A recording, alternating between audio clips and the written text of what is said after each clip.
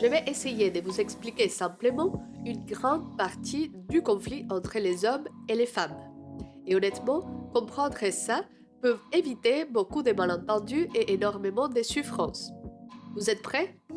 Allez, on va commencer par un fait très important et même central. Les êtres humains varient en termes d'attractivité. Imaginez une échelle de 1 à 10, où 1 représente quelqu'un de très peu désiré et 10 quelqu'un de très désiré. Votre numéro correspond à votre valeur sur le marché de la séduction. Tant les hommes comme les femmes ont en général de préférences au moment de juger le sexe opposé. Voici quelques exemples qui sont développés dans l'ouvrage de Davy Boss. J'ai toujours eu conscience d'être observée, évaluée sur mon physique, je pense comme plein de jeunes filles. Et j'avais l'impression que pour pouvoir être écoutée, entendue, pour qu'on puisse s'intéresser à ce que j'ai à dire, ou même quelle est ma vie intérieure, il fallait d'abord être présentable. Enfin, j'avais vraiment intégré très fort ce truc que nous dit le patriarcat, que ta première mission, c'est d'abord d'être agréable à regarder. Mais quand je repense à quand j'étais plus jeune, parfois j'étais tellement immature, tu vois, je voulais un mec avec un bon boulot, j'arrêtais pas de matcher les avocats ou les médecins, enfin bref. Enfin bon, je pense que, enfin oui, c'était... Tes parents seraient fiers de Ouais. toi. Ouais, il y avait un côté où j'étais, bah ouais, très sensible aux apparences, peut-être, et aux apparences un peu mercantes, enfin... Ouais, le métier, ça m'impressionnait, je voulais un mec que j'admire. En gros, les femmes ont des critères liés à la survie d'elles et de ses enfants. Les hommes ont des critères liés au succès reproductif. Donc, si vous prenez un homme et que vous additionnez tous les critères qui comptent pour une femme, vous obtenez ensuite un score de la valeur sur le marché de la séduction. Ici, par exemple, c'est 6. Et donc, je le répète, les gens diffèrent énormément dans leur attractivité et la valeur qu'ils ont aux yeux des autres, et ça crée des conflits entre les sexes. On va voir comment. Un homme qui est un 6, mais qui pense être un 8, sera totalement irrité lorsque la femme qui est 8 pour le coup rejettera ses avances. Bien que les hommes et femmes puissent tous deux se tromper dans la perception de leurs propres valeurs, les recherches montrent que les hommes sont plus susceptibles que les femmes d'être trop confiants dans divers domaines. Les hommes ont une estime de soi et une perception de leur propre attractivité physique plus élevée que les femmes. Les hommes sont plus susceptibles que les femmes de surestimer leur attractivité sur le marché amoureux.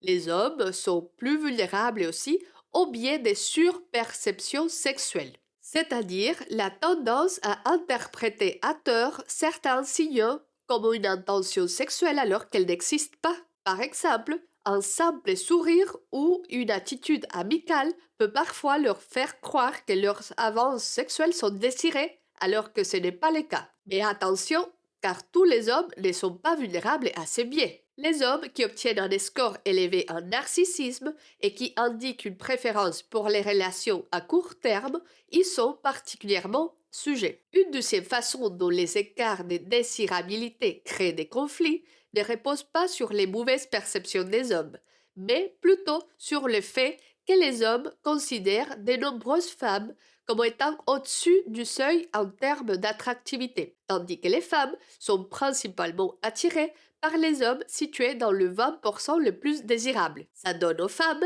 l'avantage sur le marché sexuel. Les différences de désirabilité entre les sexes laissent inévitablement de nombreux hommes avec des désirs sexuels qu'ils ne peuvent jamais satisfaire. Ok, maintenant le point clé du conflit entre les sexes. La différence entre les stratégies à court terme et les stratégies à long terme sur le marché sexuel. Après, j'ai été avec un autre mec qui m'a dit non mais en fait je peux pas être avec toi parce que je pourrais jamais tomber amoureux d'une fille que j'ai rencontrée sur Tinder. J'étais là, mais pourquoi? Pourquoi je t'y ai mis à la Ouais, base, ouais, mec? Il m'a dit non, moi je voulais chercher des plans cul, et j'étais là, ah ok, en fait tu me vois, il y avait un truc où comme si j'avais été dégradée par le fait qu'on s'était rencontrés par l'app, en fait, tu vois. Il y a aussi encore beaucoup d'hommes, hélas, qui ont un peu cette vision à l'ancienne, quoi, où il y a les femmes Et les femmes qu'on respectables et baise et les les autres. femmes qu'on marie, ouais. Voilà, c'est ça, exactement.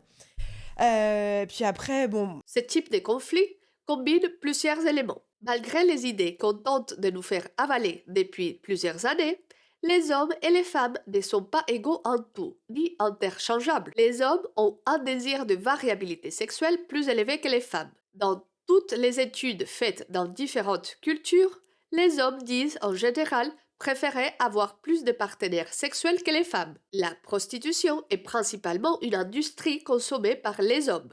Environ 99% des clients sont des hommes. Même dans le domaine de l'infidélité, on retrouve cette différence, car les aventures des hommes sont davantage motivées par le désir sexuel avec une personne nouvelle. Les femmes, elles, sont plus sélectives même dans ce domaine, ayant généralement une seule aventure, et 70% d'entre elles citent l'amour ou la connexion émotionnelle comme principale raison de leur infidélité. Je précise que même s'il y a davantage d'infidélité chez les hommes que chez les femmes, cet écart s'est réduit de manière significative. Donc on a dit que ce type de conflit combine plusieurs éléments. On a vu qu'il existe un désir de variété sexuelle plus élevé chez les hommes. On a vu la sélectivité féminine avec l'attirance des femmes pour les hommes situés dans le 20% le plus désirable. Et il faut ajouter le fait que les hommes sont plus enclins à baisser leurs standards pour des relations occasionnelles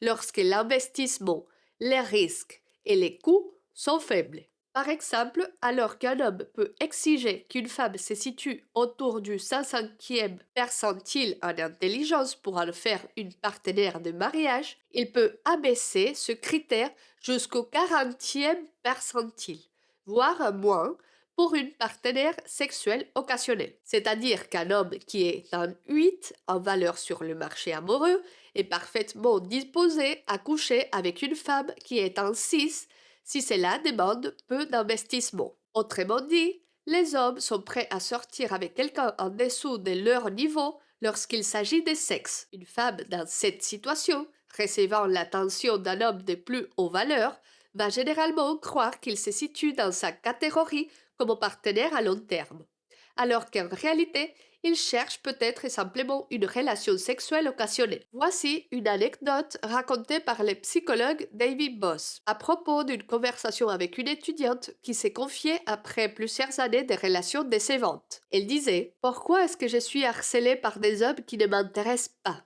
alors que les hommes qui m'attirent vraiment semblent peu intéressés par moi ?» Il lui a répondu « Tu es un 8 qui poursuit des 10 tout en étant poursuivi par des 6. Il a alors réalisé que le fait de viser des hommes légèrement au-dessus de son niveau était à l'origine de sa souffrance. Pourquoi cette jeune femme intelligente a mis autant de temps à le comprendre? Parce que sa croyance était renforcée par des hommes de forte valeur qui lui envoyaient des signaux de relations sérieuses. Il s'est montré attentionné, l'amener dans des bons restaurants, s'intéresser à sa vie personnelle et partager des centres d'intérêt communs. Les hommes principalement intéressés par des relations sexuelles occasionnelles peuvent envoyer des faux signaux d'intérêt à long terme. Pourquoi? Parce que ça fonctionne. Une transparence totale de la part d'un homme concernant ses intentions sexuelles à court terme échoue généralement lorsque la femme recherche l'amour plutôt qu'une simple aventure. Et voilà, si mon ami, que nous appellerons François, a un désir de variété sexuelle élevé,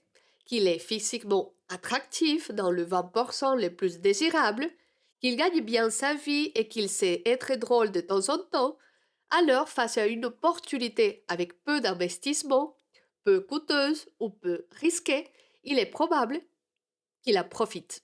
De leur côté, les femmes qui l'ont croisé peuvent ensuite se demander ce qui n'a pas fonctionné et finir par être de plus en plus déçues ou méfiantes envers les hommes. Si vous entretenez l'espoir avec un de ces François, eh bien, j'ai juste à vous dire que c'est un pari risqué. On pense souvent que les gens choisissent leur partenaire au hasard. Mais en réalité, ce n'est pas vrai. On a tendance à se mettre en couple avec des personnes qui nous ressemblent, par exemple sur le physique ou la façon de penser. Ce phénomène s'appelle l'accouplement assortatif, assortative mating, et cette ressemblance est encore plus forte pour le niveau d'études et l'intelligence. Donc les gens ont souvent plus de chances d'être avec quelqu'un qui leur ressemble sur ces points. En tout cas, je prépare d'autres vidéos pour vous aider à comprendre les conflits entre les sexes. On verra bientôt ce qu'il ne faut pas faire si tu veux qu'ils s'attachent véritablement à toi sur le long terme. Abonne-toi et écris-moi en commentaire si un sujet ou un problème en particulier t'intéresse. Et voilà, Maman Tulita vous dit au revoir. Ciao!